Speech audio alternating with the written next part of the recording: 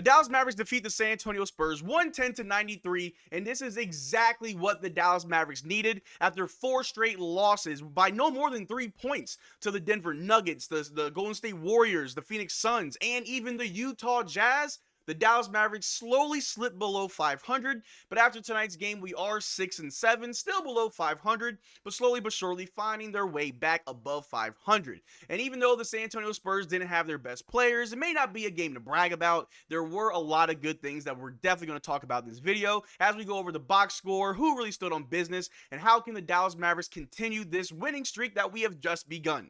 But how's it going, everybody? My name is Marcel Martin. This is Mavs Digest, bringing the latest news on everything Mavericks related.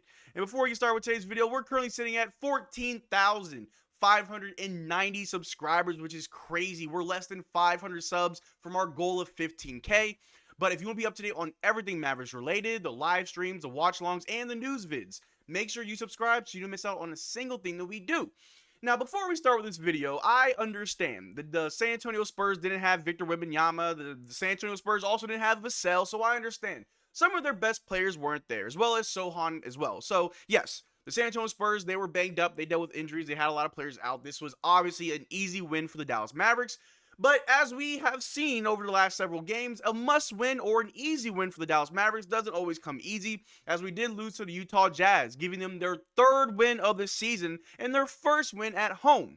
So going into this game, we needed to fix a lot of the problems that we've had. We had to start off with the right energy. We had to win the rebounding game. We had to hit our shots, play defense, and not get too out of it mentally. And for the most part, the Dallas Mavericks did all of those things. We were down after the first quarter. We were down 28-23. We were down by 5 points, but that wasn't a deficit that we couldn't crawl out of, as we were up at halftime, and we were up by as much as 23, 24 points, as the second half was really our best half, as we just ran away with that lead and we never looked back. Players like Kyrie Irving and Daniel Gafford, both tied with 22 points as our leading scorers, were amazing tonight. And Daniel Gafford got it done off the bench. And Luka Doncic, after having a weird up and down run over the last few games, in my opinion, this was a much more efficient game from him, and maybe not from a shooting perspective, but as far as not complaining too much to the refs, still being engaged on defense. I only saw maybe 1 or 2 real slip-ups on defense. He was way more engaged. It was more effort from his part on defense. Luka Doncic had a great game, even though he only played about 28 minutes. Jason Kidd did not play anybody heavy minutes, as we also had PJ Washington back. And if we start with just the lineups for tonight, we had Kyrie Irving, Luka Doncic, Klay Thompson, Maxey started again over PJ and Najee Marshall, and we also started Derrick Lively again over Daniel Gafford. I'm sure a lot of people were wondering, why are we starting Maxey again when we essentially have everybody but Dante back? And I was under the impression it was just to provide a little bit more scoring off the bench. You know, if we have all of our best guys start, we don't really have a lot of great scoring options, or maybe not a lot of great defensive options off the bench. So with Maxey in the starting lineup, he was able to get a couple good rebounds. He was able to score a little bit. I'm not too upset by what I saw from Maxey, as he is coming back from his own injury, and I fully believe in Maxey to really change things around in the next few weeks. I think we're going to see a much different Maxey. But having PJ Washington, having Najee Marshall, and having Daniel Gafford off the bench was that spark off the bench that we needed. And I don't know about you guys, but I saw a lineup that we ran a few times, and it was my favorite lineup all night. I dubbed it the run and gun lineup, where you had Kyrie Irving, Najee Marshall, Quentin Grimes, you had Daniel Gafford, and PJ Washington. That little five lineup was amazing. You had Najee Marshall, Quentin Grimes, and Kyrie Irving, 3 guys who can handle the ball, and you had Kyrie and Quentin who can score the 3 ball. Maybe not that great, but they can shoot the 3 ball fairly well. You had Najee Marshall and PJ who can attack the basket as well as play great on-ball defense. And Daniel Gafford. A lot of people think that Derrick Lively is better than Daniel Gafford on defense, but Daniel Gafford was imposing tonight, getting blocks, getting poster dunks, as you saw from the thumbnail, just baptized Zach Collins. It was an amazing game from that lineup. Every time they're on the floor, I was just excited to see it. But we got the dub. That's all that matters. It wasn't really impressive against a hobbled San Antonio Spurs team, but they now have the same record as us. They are also now 6-7, as we are now 6-7. So yes, I am glad that we got a win. We got to stack up a few more wins. Tomorrow's game against the Oklahoma City Thunder will be a more tough game, but they're also dealing with injuries themselves. But as far as tonight games go, let's go over that box score, will we? Maxi Kleber in 12 minutes had 2 points and 4 rebounds. Like I said, the rebounds were definitely something that we needed. As a team, we did have 53 rebounds. We weren't out rebounded as we have been over the last few games. And that really is the tale of these losses. We cannot get rebounds. And whether it's positioning, no one's getting the long rebounds. No one's really in position. I mean, positioning really is the big thing. But today we won the rebounding game, and that's what helped us win the game in total. Derrick Lively in 21 minutes had 7 points. He had 4 blocks, 2 assists, and 4 rebounds. And Kyrie Irving in 28 minutes gave you 22 points, 2 steals, 6 assists, 8 rebounds, was 2 of 6 from 3, and 9 of 15 from the floor. And Luka Doncic, and also only playing 28 minutes, limited minutes from Luka, had 16 points. He did have 4 turnovers, but he had 2 steals all in the first quarter, playing great defense just to start the game with the right energy. Had 6 assists, 6 rebounds, 2 of those being offensive rebounds. He was 3 of 9 from 3 and 6 of 16 from the floor. So as far as efficiency, I know I said earlier he played more efficiently. Maybe not really. I mean, 6 of 16, that's almost 30, a little bit more than 30% or 33% from the floor. 3 of 9, that is 33% from 3. 1 of 3 is 33% from the free throw line. So yes, Luka Doncic didn't have the most efficient scoring night, but there were a lot of off-ball things that I did see from Luka that I liked, that I hope we can build upon. Luka being efficient has been the issue. That's been kind of the tale of Luka all season. It's been up, it's been down, it's still kind of down, but against the San Antonio Spurs, he didn't really need to do too much. So I'll take it as I can, but up against the Thunder tomorrow, I need to see better efficiency from Luka Doncic. And Klay Thompson really didn't have that much of a night. He had 9 points and 1 turnover, and that was really it. 1 of 3 from 3, 4 of 7 from the field. Not really the best night for Klay Thompson, but again, it's a Spurs. That's a injured Spurs. We really didn't need too much from him to get the job done, obviously.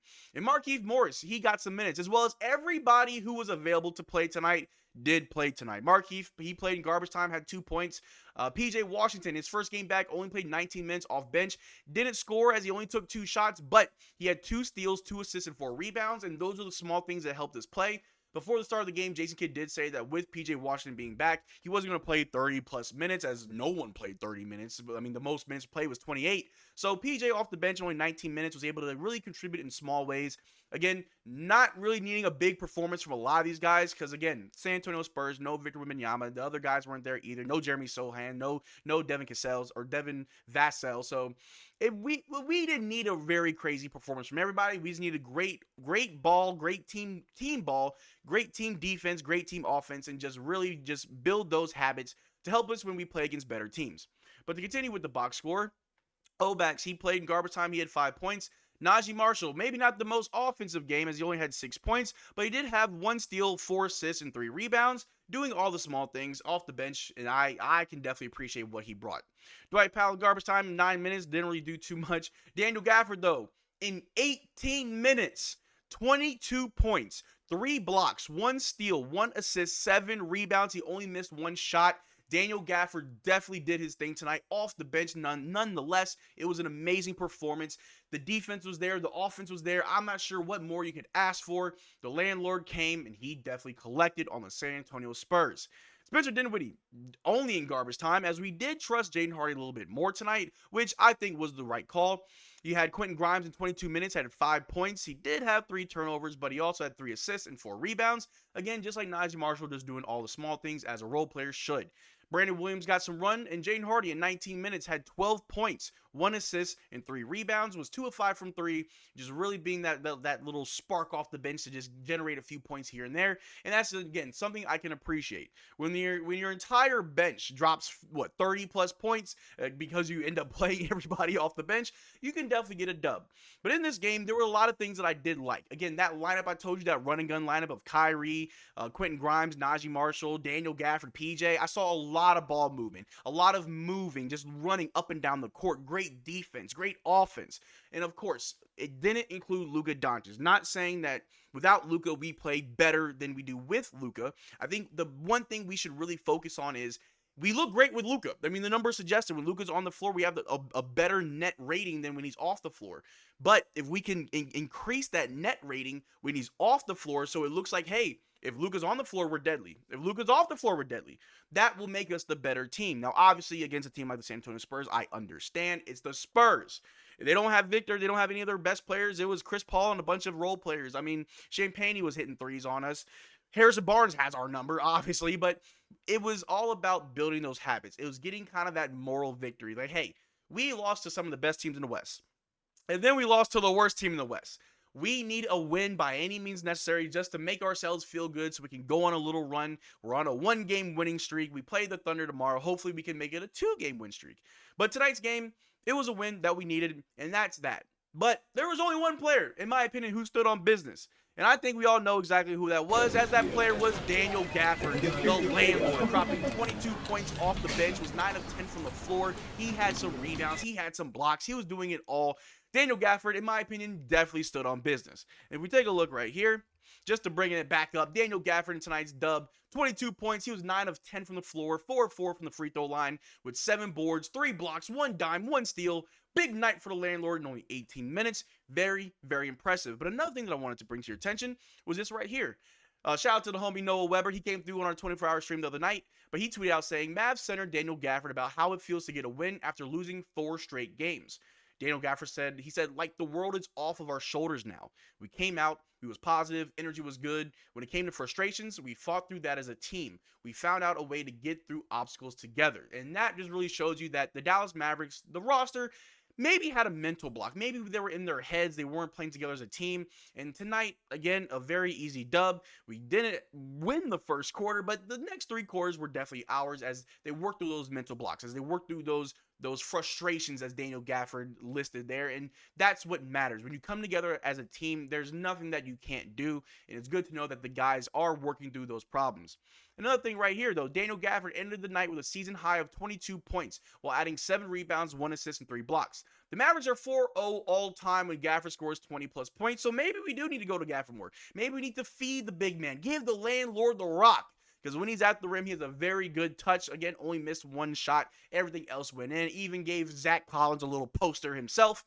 But you guys let me know down below, who do you think stood on business? Because I think it was Daniel Gafford. But let me know. We can have a conversation about it. But that's all I got for you guys today. Thank you for making this far to the video. Make sure you check out our Twitter and all the other socials that we have. Link in the description below. Consider becoming a channel member. We are doing a giveaway every single month. And the only way to enter our giveaway is to become a channel member of any tier. But until next time, y'all take care. Drink water. Peace.